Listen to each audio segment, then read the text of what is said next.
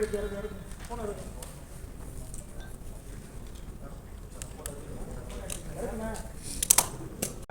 Doctor Pasumani, doctor Anand, doctor Swathi, நாங்கள் 3 பேரும் இன்னைக்கு வந்து Kauvery institute of digestive sciences, அதாவது ஜீரண சம்பந்தமான அனைத்து நோய்களுக்கும் ஒரு இடத்துல வந்து ஒரு குழுவா இருந்து எல்லா தீர்வுகளும் கொடுக்கறதுக்காக ஒரு சென்டர் ஆரம்பிச்சிருக்கோம். அதை இன்னைக்கு லான்ச் பண்றதுக்காக நாங்கள் கூட்டியிருக்கோம். இந்த சிறப்பு நிகழ்ச்சிக்கு வந்து இந்த செய்தியை வந்து வெளியே எடுத்துட்டு போற பத்திரிகை தோழர்களுக்கு மிக்க நன்றி. உங்களுக்கே தெரியும், கோடை காலம், குளிர்காலம், இந்த மாதிரி காலத்துக்கு தகுந்த மாதிரி வந்து ஜீரண பிரச்சனைகள் வந்து இப்போ தொடர்ந்து அதிகரிச்சுட்டு வருது. அது இல்லாம நம்மளுடைய வாழ்க்கை முறைகள், லேக் ஆஃப் ஸ்லீப், இரவுல தூக்கம் இல்லாமல் இருக்கிறது, இரவுல வந்து அதீத நேரத்தில் உணவு உட்கொள்றது, உடல் பருமன், உடற்பயிற்சி இல்லாது, அதுக்கப்புறம் நம்ம வந்து காரமா இல்லை மசாலா பொருட்கள் சாப்பிட்றதுனால என்னோட அசிடிட்டி, இதுல இருந்து ஃபேட்டி லிவர் வந்து நிறைய பிரச்சனைகள் இருக்கு. இது இல்லாம நம்ம பரவலாகவே வந்து குடல் மற்றும் பேன்கிரியாஸ், இந்த லிவர், இதெல்லாம் புற்றுநோயும் அதிகரிச்சுட்டு வருது.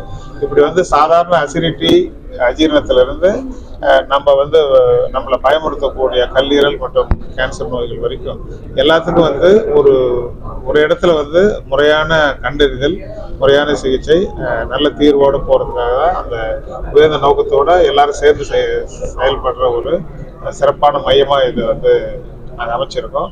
இதுக்கு பத்திரிகை நண்பர்கள் செய்தியை கொண்டு போயிட்டு பொதுமக்களுக்கு சேர்த்து உங்களுடைய அன்பான ஒத்துழைப்பு வேணும்னு கேட்டுக்கோங்க.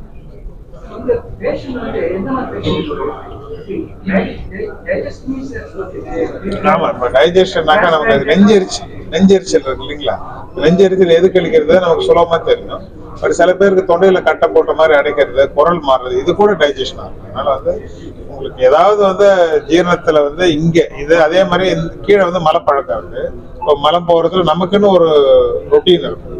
டெய்லி போயிடுவோம், இல்லை 2 நாளைக்கு ஒரு, அந்த ரொட்டீன் மாறும்பொழுது, இல்லை வந்து வயிறு வலிச்சு நீடிக்கும் போது, வயிறு ஊசம், மலத்துல வந்து ரத்தம் கலந்து வர்றது, இல்ல ரத்த இழப்பு வந்து நமக்கு காரணம் இல்லாம திடீர்னு டயர்ட் ஆகுறோம், மூச்சு வாங்குது, அப்போ வந்து ஜீரண மண்டல நோய்கள் வந்து நேரடியாக தெரியாம சுத்தி வளைச்சு கூட வரும்.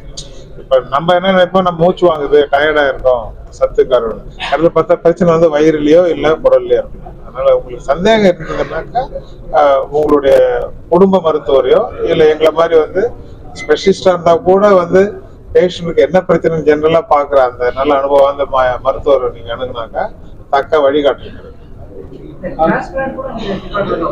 ஆமா, இப்ப கேன்சர் வந்து இந்த உடம்புலயே வந்து ஜீரண மண்டலம் தான் அதிகமாகும். ஏன்னா பெரிய மண்டலம் இல்லைங்களா, வாயில் ஆரம்பிச்சு உணவு குழாய், இரைப்பை, கணையம், கல்லீரல், சிறுகுடல், பெருங்குடல், ஆசனவாய், எங்க வேணாலும் கேன்சர் வரும். இப்போ ஹார்ட் டிசீஸ்னாக்கா ஹார்ட்ல அவ்வளவு கேன்சர் வராது. ஸோ கேன்சர்னு நம்ம பயப்படக்கூடிய ஃபீல்டு வந்து மெயினா வந்து கேஸ்ட்ரோஎன்ட்ராலஜியும் பண்ணுவாங்க. அந்த பயர்னால வர வேண்டியது எங்க கிட்ட. ஆமா ஆமா, லிவர் டிரான்ஸ்பிளான்ட்லாம் இந்த டிபார்ட்மெண்ட். இப்போ கல்லீரலுக்காக சிறப்பா அதுக்கான பயிற்சி எடுத்துட்டு அந்த நோய்களுக்கு வந்து சிறப்பு கவனம் கொடுக்கணும். எல்லாரும் ஒரு டீமா இருக்கும்பொழுது அவங்களுக்கு ஒரு உதவி தேவைப்படும் போது நாங்க இருக்கோம், எங்களுக்கு உதவி தேவைப்படும் அவங்க வராங்க. அப்புறம் பேஷண்ட்டுக்கு வந்து சீம்லெஸ்னாக்கா எந்த விதமான இடைஞ்சலும் இல்லாம ஒரு ஒட்டுமொத்தமான ஒழுங்கான சிகிச்சைக்கு வந்து நாங்க உத்தரவாதம்.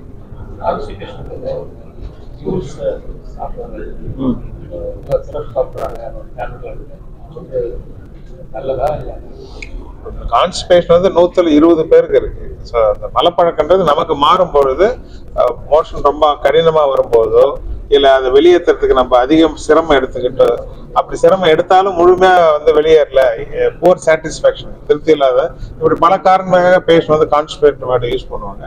எந்த கான்டெக்ஸ்ட், இப்போ வந்து 20-30 வயசு நபருக்கு வந்து அவங்க டயட்டிங்ல போறாங்க, காய்கறிலாம் குறைச்சிட்டாங்க, தூக்கம் இல்லைன்னாக்கா அது வந்து சிம்பிள் கான்ஸ்டிபேஷன்.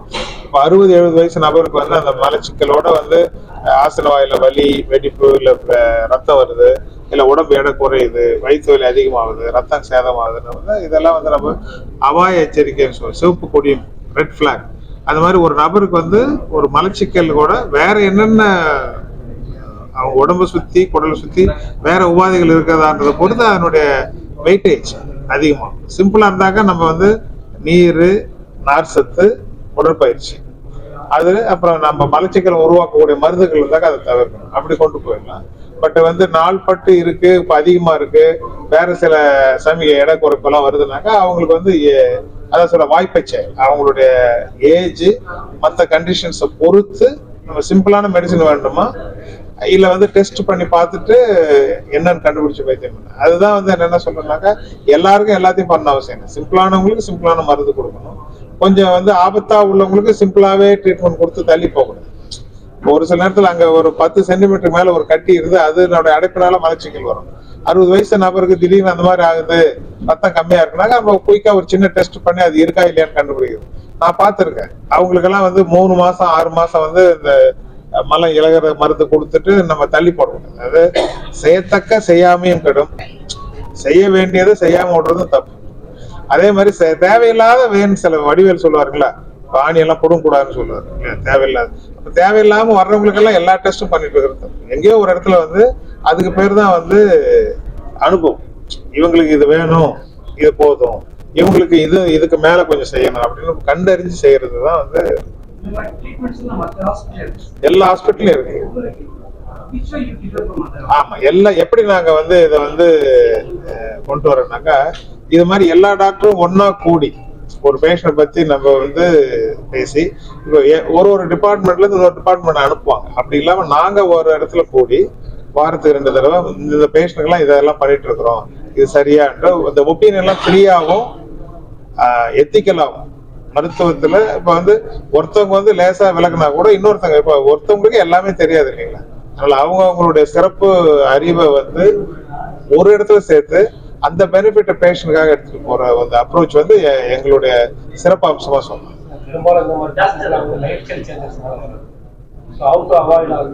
இதையா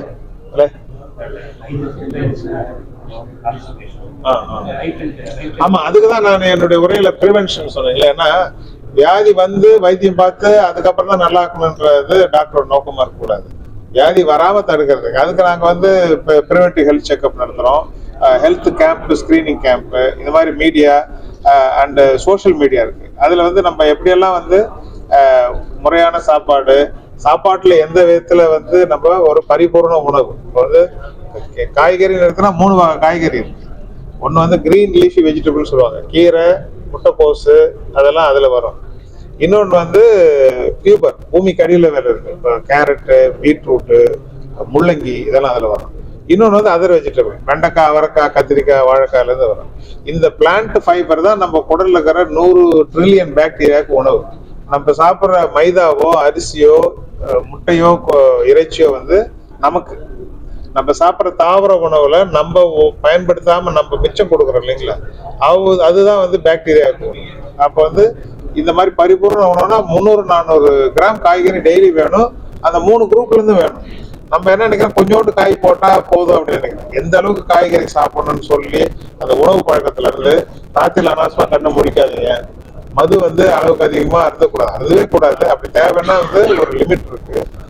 உடல் பருமனை மெயின்டைன் பண்றது, உடற்பயிற்சியோட முக்கியத்துவம், இதெல்லாம் கொண்டு போறதுதான் வந்து மருத்துவர்களோட முக்கிய கடமை.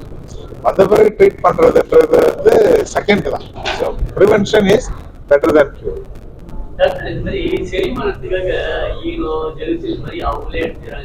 அது நல்ல கேள்வி. இப்போ நம்ம உடம்புக்கு வந்து என்ன நடக்குதுன்னு நமக்கு தெரியும். இன்னைக்கு வந்து நம்ம மசாலா பொருள் மத்தியானம் சாப்பிட்டுட்டோம், சாயங்காலம் பசிக்கலன்னும் போது நீங்க சொல்ற அந்த ஓவர் த கவுண்டர் ரெமெடிஸ் சொல்றோம், ஓடிசின்னு ஆங்கிலத்துல, நம்மளா போயிட்டு வருது. இது வந்து கடையில கிடைக்கிறது. பட் காலகாலமா நம்ம ஓம வாட்டர் குடிச்சோம், ஜீரக தண்ணி குடிச்சோம், அப்புறம் இது கிராமத்துல சோடா வாங்கி குடிப்பாங்க. இதெல்லாம் வந்து சாதாரண ரெமெடி. இதுக்கு வந்து தப்பே கிடையாது. நம்ம உடம்புக்கு தற்காலிகமான ஒரு பின்னடைவு ஏற்படுதுன்னா அதுக்கு நம்மளுடைய பாரம்பரியமா நம்ம பாட்டி சொன்னது, நம்ம வீட்டுல கை வைத்தியம், இந்த மாதிரி ஏற்கனவே வந்து சிம்பிளான மருந்து சாப்பிட தப்பு கிடையாது. எதை வந்து நம்ம வந்து ஜனங்களுக்கு கொண்டு போகணும்னாக்கா, நமக்கு தேவையில்லாத வந்து புதுசா வந்து அதை சொல்றாங்க இதை சொல்றாங்கன்ட்டு பரிச்சயம் இல்லாத பொருளை நம்ம கொண்டு வரக்கூடாது.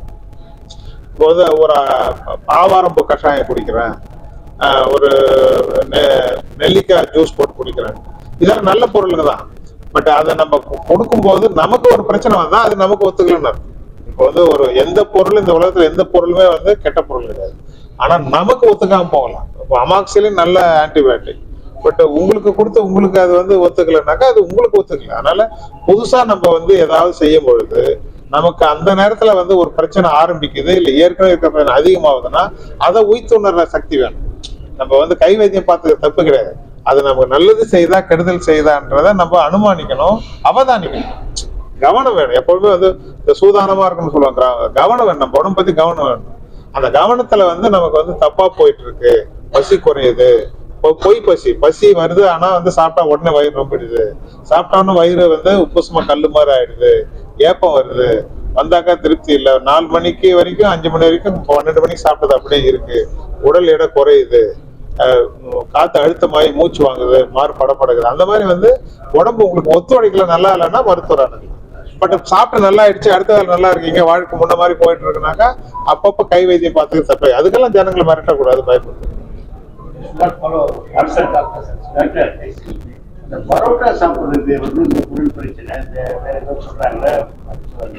நான் அந்த காய்கறி பத்தி சொல்லும் போது ஒரு உதாரணம் சொல்றேன், மைதான்னு.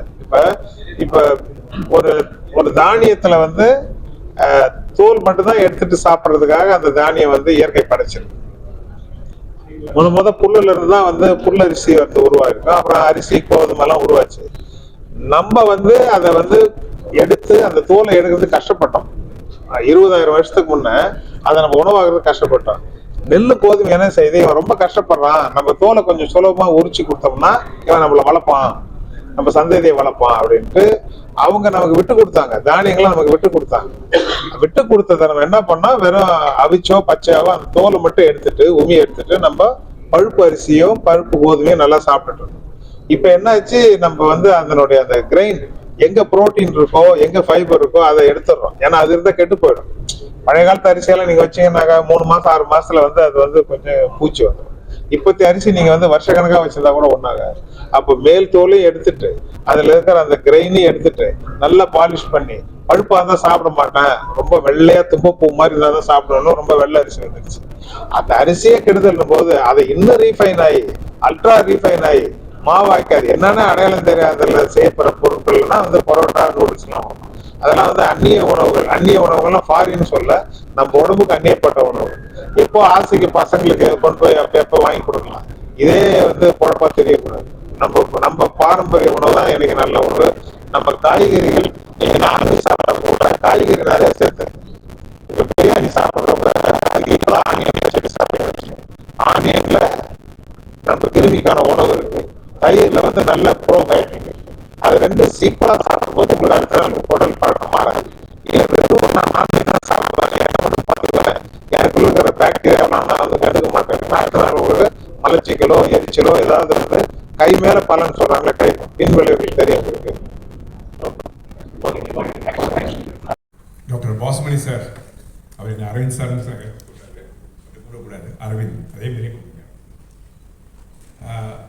1984 ஸ்டான்லியில் ஃபஸ்ட் இயர் ஜாயின் பண்ணப்போ திருச்சியிலேருந்து வந்தேன். நான் அந்த திருச்சியில் தமிழ் மீடியம் ஸ்கூல்லேருந்து படிச்சுட்டு ஸ்டான்லியில் மெடிக்கல் பண்ணுறது தான். ஹாஸ்டலில் ஜாயின் பண்ணுறது வந்து ஸ்டான்லி ஹாஸ்டலில் எவ்வளோ பேர் இருக்கீங்க தெரியல. It's not an easy experience, and particularly I was very young at the time.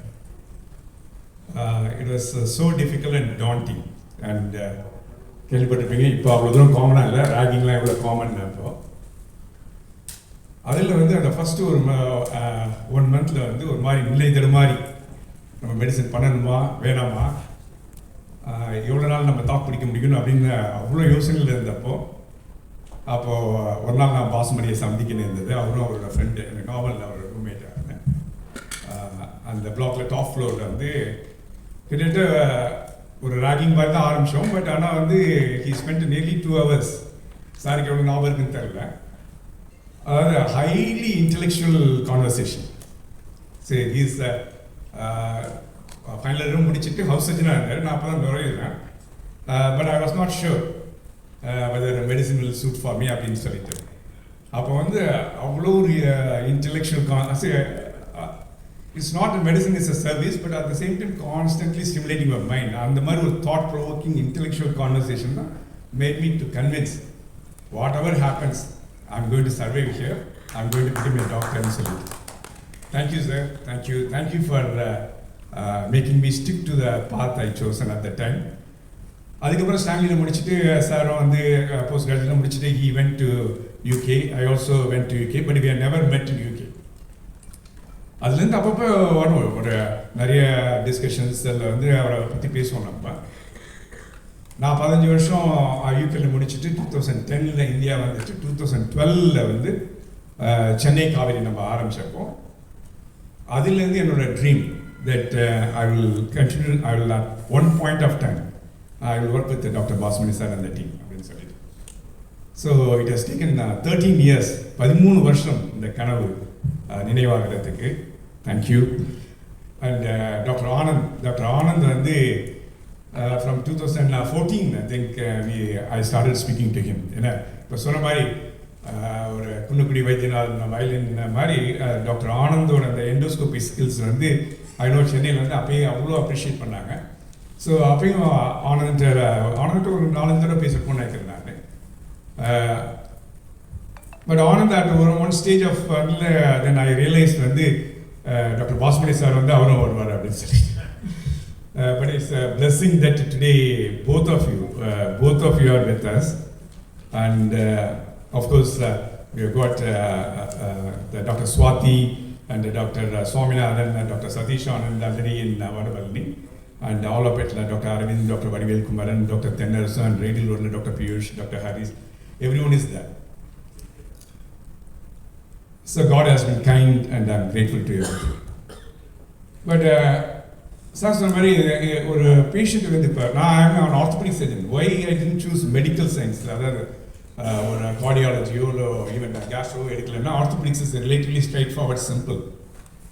But அதுலேயே நான் இன்றைக்கி வந்து ஒரு வார்ட் ரவுண்ட்ஸ் பண்ணேன்னா நீ ரீப்ளேஸ்மெண்ட்டுக்கு நான் எக்ஸ்பிளைன் பண்ணுறப்ப நான் சொல்லுவேன், நான் வந்து ஒரு நீ ரீப்ளேஸ்மெண்ட் வந்து டாக்டர் சொல்லுவாங்க, டாக்டர் நான் உங்களை நம்பி தான் வந்திருக்கேன், நீங்கள் தான் பார்த்து கொடுக்கணும் அப்படின்னு சொல்லிட்டு நான் சொல்லுவேன் வந்து நான் ஒரு பார்ட் ஆஃப் 35 member டீம் அப்படின்னு சொல்கிறது. I don't know, அந்த 35 member டீம் நான் நினச்சேன், நீங்களும் உங்களுக்கும் அந்த 35 member டீம்ஸ் இருக்குங்க. ஸோ அந்த ஒரு நீ ரீப்ளேஸ்மெண்ட்டுக்கு வந்து வரப்பே அந்த 35 member டீம் தேவைப்படுது. Outcome surgery is a technique, but pre operative anaesthesia, post operative pain, ICU care, occupational therapist, physiotherapist, nursing, everything. Then discharge அப்போ பில்டிங்லேருந்து எல்லாமே ஒரு 35 பேர் சேர்ந்த குழு வந்து எல்லாம் ஒன்றா ஒரு சிம்பனி மாதிரி இயக்குனா தான் அவங்களோட அவுட்கம் நல்லா இருக்கும். ஸோ பாஸ்மணி சார் அந்த idealistic it's not idealistic, it's practical. It's we are practising in Kauvery. அது ஃபேமிலி ஹாஸ்பிட்டலுங்கிறப்போ ஒரு பேஷண்ட் வந்தப்போ சரி இவர் வந்து கேஸ்ட்ரோ பேஷண்ட், இவர் ஆர்த்தோ பேஷண்ட், இவர் லிவர் பேஷண்ட் அப்படிங்கிற மாதிரி இல்லாமல் what is is difficulty, why he has come, சரி he has not come organ ஸ்பெசிஃபிக்காக எனக்கு இது இதுன்னு சொல்லிட்டு அவருக்கு ஒரு ஃபங்க்ஷனல் ப்ராப்ளம் இருக்குது, எனக்கு வந்து டைஜஷன் பிரச்சனை இருக்குது, இல்லை எனக்கு வந்து ஜாண்டிஸ் இருக்குது, இந்த மாதிரி it reflects on the function. அதுதான் that's what we should focus on. அது one of the things I learned in UK when I went there. Even MS after முடிச்சுட்டு போகிறப்ப கூட வந்து we straightaway start focusing on the disease, எங்கேருந்து வருது அப்படின்னு, I mean organ. அப்படி இல்லாமல் பேஷண்ட் ஹஸ் கம் வித் பெயின்னா மற்ற பெயின் அட்ரஸ் பண்ணுங்கள். உடனே you start doing all the other things. இல்லாமல் you have to address the pain. If the patient is coming with the breathlessness, you have to put the oxygen mask. So இந்த மாதிரி what the patient has come for, அதை வந்து address பண்ணுவோம். அதை function, what is the result on the function அப்படின்னு சொல்கிறது, அதை treat பண்ண சொல்லிட்டு. அதுமாதிரி Kaveri institute of digestive diseases அந்த லிவர், ஹெப்படோபைலியரிங், அது it is you can start picking up each and individual organs. But does the patient want that actually அப்படின்னா அப்படி எனக்கு தெரியாது சார் டாக்டர், நான் வந்திருக்கேன் எனக்கு சரி பண்ணுங்க அவ்வளோதான். இந்த மாதிரி ஒரு ஹோல்சம் எக்ஸ்பீரியன்ஸ் அந்த treatment is fundamental. And I mean whenever I speak to a lot of young doctors who become specialists and all, they are very specific. No, doctor, I won't do this, I will do only this, I will do only this. No, the patients don't come like that, right? They come with multiple problems, right? Even at my outpatients, I see a lot of patients are coming with the shoulder pain, that may be the cardiac pain. So ஒரு குழுமமாக function பண்ணுறப்ப தான் அது வந்து பேஷண்ட்ஸோட benefit. அதனால தான் many times பார்த்தீங்கன்னா some super star specialist இருப்பாங்க, அவங்கள விட ஒரு டீமே ஒரு சூப்பர் ஸ்டார், ரைட்? ஒரு everybody is has got an individual talent. And as a team perform பண்ணுறப்போ அதோட ரிசல்ட்ஸ் டு த பேஷண்ட்ஸ் வந்து ஒரு ஃபேமிலி ஃப்ரெண்ட்லியாக அண்ட் பாக்கெட் ஃப்ரெண்ட்லியாக ஒரு டாக்டர் பாஸ்மணி சார் சொன்ன மாதிரி it's very very very important. Kaveri hospital we are still operating, though it's a healthcare industry அப்படின்னு சொன்னா கூட, we are still operating in a segment where we want to provide the best of the facilities I mean, we all, most of our doctors trained abroad, including Dr. Bosman sir, நாங்கள் எல்லாம் அப்படி சொல்லிட்டு how at a fraction of the cost. In fact, நேற்று என்னோட ஒரு பேஷண்ட்ஸில் பார்த்தேன் நான் வந்து ஒரு பேஷண்ட் வந்து ஒரு 60-year-old lady, she went to Singapore. She had a fracture of the hip. அங்கே சிங்கப்பூர் ஹாஸ்பிட்டலில் வந்து ஹிப் ரீப்ளேஸ்மெண்ட் பண்ணியிருக்காங்க. இப்போ போஸ்ட் அப்போ 1 month கழிச்சு இப்போ எனக்கு ஃபாலோ அப் வந்தாங்க. Just out of curiosity I asked her how much it will cost அப்படின்னு சொல்லிட்டு. They have paid 60 lakhs for a hip replacement. That we do it here in 3.5 lakhs to 4 lakhs. So, I don't want to comment on some x-rays done in Singapore by an orthopedic surgeon. The x-ray,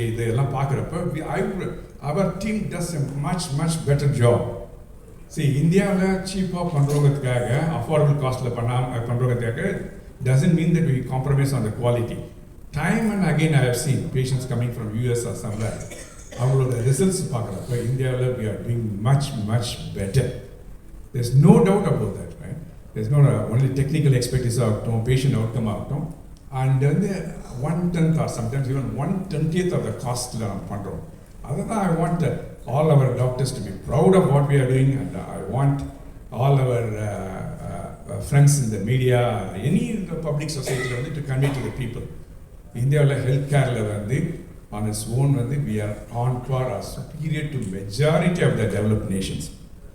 So in this context, really one of the gratifying moment for me where the Kaveri Institute of Digestive Diseases under the leadership of Dr.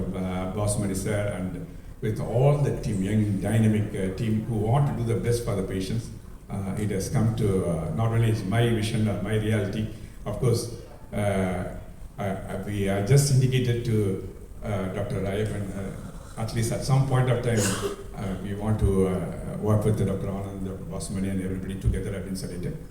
So he has made it a reality, and we assure you and also the team here, whether it's operations, clinical, non-clinical, service-oriented, everybody will provide the best of the experience to the patients. Thank you.